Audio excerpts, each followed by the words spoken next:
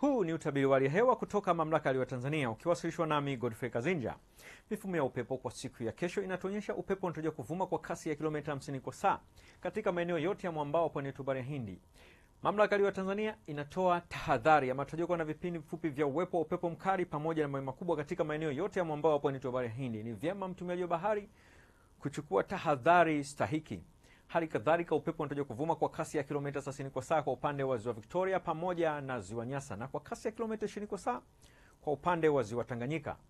Kwa usiku wa leo tukitarajia hali ya ukavu jitokeze katika maeneo mbalimbali ya nchi, huku kiwango cha chini zaidi cha joto kwa usiku wa leo kitarajiwa kufikia nyuzi joto 9 katika mkoa wa Njombe. Kwa siku ya kesho ni matarajio yetu mkoa wa Tanga, visiwa vya Unguja na Pemba kunatarajiwa kuna hali ya mvua nyepesi katika maeneo machache na vipindi vya jua, huku sehemu zilizosalia zikitokana na hali ya mawingu kiasi pamoja na vipindi virefu vya jua. Na sasa tumalizie utabiri wetu kwa kuangalia matarajio ya siku 4 zijazo katika baadhi ya miji kuanzia siku ya kesho kutwa.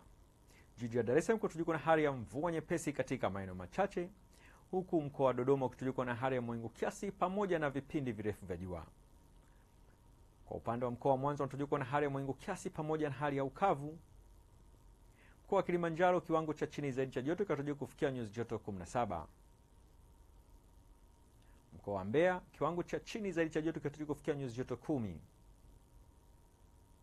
Kwa upande wa mkoa wa Morogoro kutarajiwa na hali ya mawingu kiasi pamoja na vipindi virefu vya jua. Kwa Arusha kunatarajiwa na hali ya mawingu kiasi, huku kiwango cha chini zaidi cha joto kinatarajiwa kufikia nyuzi joto 13. Ni kutoka Mamlaka ya Hali ya Hewa Tanzania, hatuna la ziada. Asante na nikutakie wakati mwema.